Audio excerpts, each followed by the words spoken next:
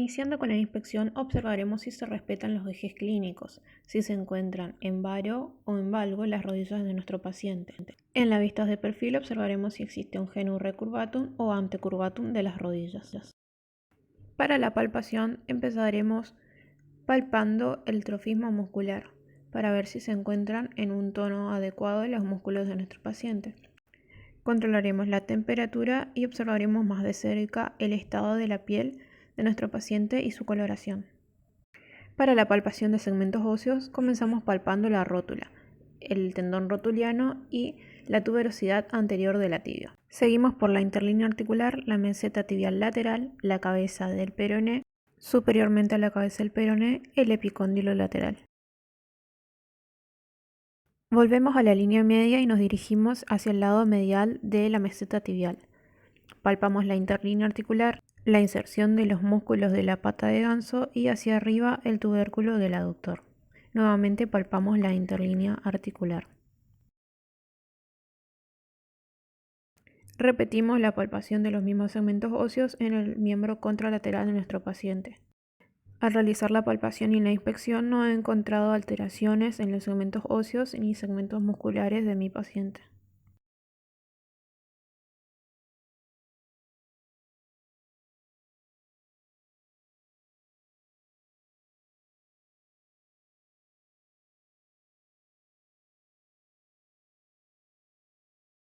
Con nuestro paciente en decúbito prono le pedimos que realice una semiflexión activa de rodilla y palpamos los tendones de los músculos isquiotibiales. Proseguimos con la palpación del pulso popliteo y por último volvemos a palpar los músculos en busca de alteraciones en el tono o en el trofismo. Repetimos el mismo procedimiento para el miembro contralateral. Mi paciente no presenta alteraciones en lo que respecta a musculatura y el pulso de la parte posterior de la rodilla. Para el examen de la movilidad vamos a iniciar con una flexión máxima de rodilla de 160 grados acompañada de una flexión de cadera. Nuevamente realizaremos la comparación con el lado opuesto. Mi paciente no presenta alteraciones en cuanto a la movilidad de flexión de rodilla. Ahora realizaremos el examen de extensión llevando la rodilla de nuestro paciente a una pequeña hiperextensión. Nuevamente comparamos con el lado opuesto. Para el examen muscular realizaremos en primer lugar una evaluación para el músculo cuádriceps valor 5, aplicando resistencia en el extremo inferior de la tibia, comparando con el lado opuesto.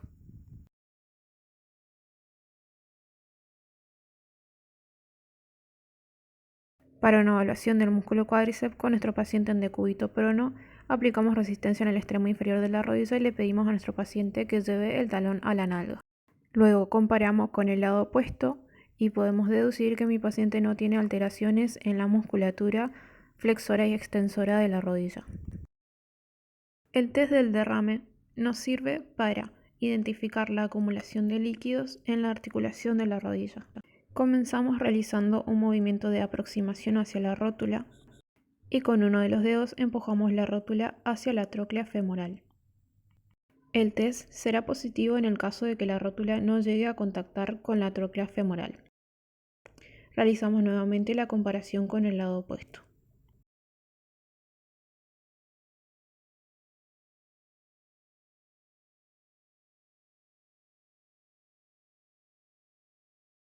Test del valgo forzado. Con el paciente en decúbito supino, tomamos el miembro inferior con la rodilla flexionada a 30 grados, colocando una mano sobre la cara lateral de la rodilla y la otra en la parte inferior de la pierna.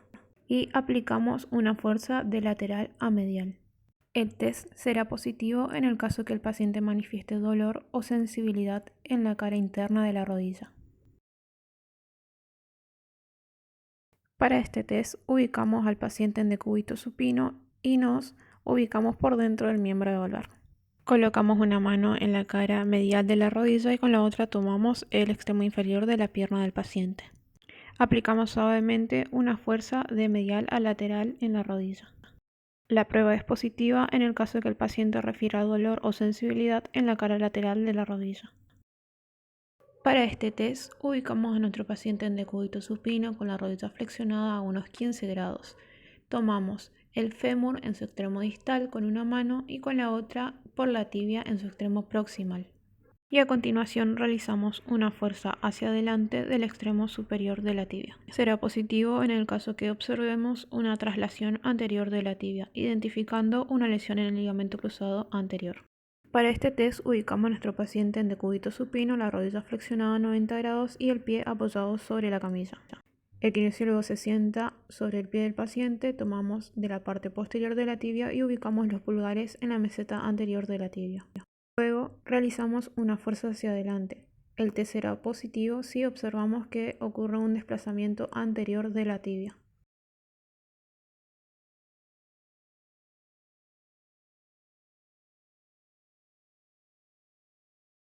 Luego para el cajón posterior nos ubicamos de la misma forma, pero realizamos una fuerza hacia posterior, desde la parte anterior de la tibia. El test será positivo en el caso que se observe un desplazamiento o traslación de la tibia hacia la parte posterior, indicando una lesión en el ligamento cruzado posterior.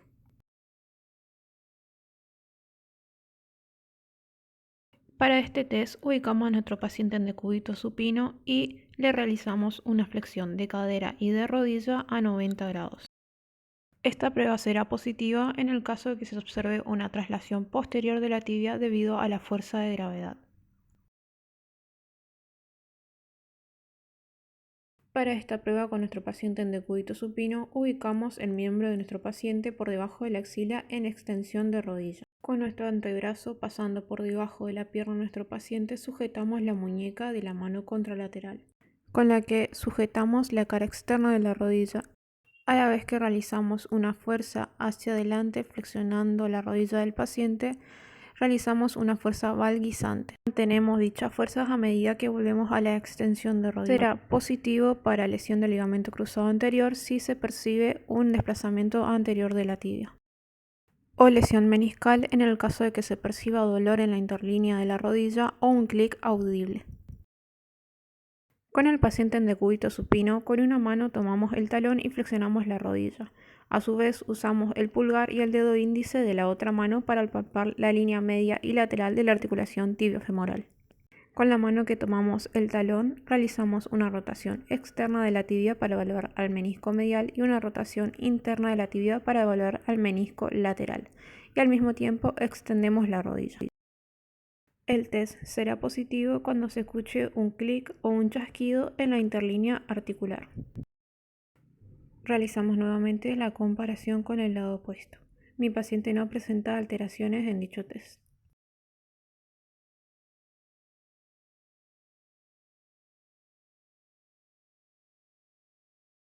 Para este test, con nuestro paciente en decúbito prono, flexionamos la rodilla a 90 grados y aplicamos una compresión hacia abajo sobre el talón de nuestro paciente. Al mismo tiempo, realizamos una rotación interna para evaluar el menisco lateral y una rotación externa para evaluar al menisco medial. La prueba será positiva para un desgarro de menisco si se presenta dolor al realizar la compresión. Para esta contraprueba del test de Apley, ubicamos a nuestro paciente nuevamente en decúbito prono y con nuestra rodilla realizamos una fijación en la parte posterior del muslo. Con las manos tomando del tobillo del paciente realizamos una tracción hacia arriba al mismo tiempo que le infligimos un movimiento de rotación interna y externa. Esta prueba sirve para evaluar la integridad de los ligamentos colaterales y de la cápsula. Esta prueba es positiva en caso de que se refiera dolor en la rotación y es indicativo de un posible esguince de rodilla. Para esta prueba ubicamos a nuestro paciente parado sobre una pierna. Le pedimos que realice una semiflexión de rodilla y que gire su cuerpo hacia la derecha y hacia la izquierda. La prueba será positiva para desgarro de menisco en caso del que el paciente nos refiera dolor en la interlínea articular o una sensación de bloqueo o atrapamiento. Para esta prueba ubicamos a nuestro paciente parado con los pies separados a la altura de ancho de hombros. Le pedimos que realice una sentadilla y que realice rotación interna y externa de las rodillas. Positivo para lesión meniscal en el caso de que sienta dolor en la interlínea articular.